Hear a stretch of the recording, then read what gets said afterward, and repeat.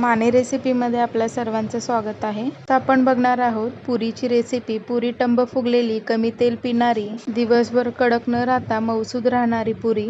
इथे मी गव्हाचं कणिक 1 वाटीभर चाळून घेतलं आहे। त्यामध्ये 2 सिक्रेट पदार्थ घालणार आहे, ते म्हणजे बेसन पीठ आणि रवा।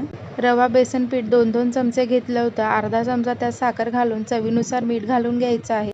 तयार कोरड्या पिठामध्ये कडकडीत 2 चमचे तेलाचं मोहन घालून घ्यायचे। थोडं थोडं करून घट्ट असं पुरीसाठी पीठ मळून घ्यायचं आहे। व्हिडिओत दाखवल्याप्रमाणे तुम्ही अशा पद्धतीने पुरीसाठी पीठ मळून घ्यायचे आणि छोट्या छोट्या मीडियम आकाराच्या पुऱ्या इथे लाटून घ्यायच्या आहेत। लाटून घेतलेल्या पुऱ्या तेलामध्ये लो टू मीडियम हीटवर गॅस ठेवून छान खरपूस असे भाजून घ्यायचे आहेत। पुऱ्या भाजून घेत असताना वरची बाजू छान खरपूस भाजून झाल्यानंतरच वरची बाजू भाजून घ्यायची आहे।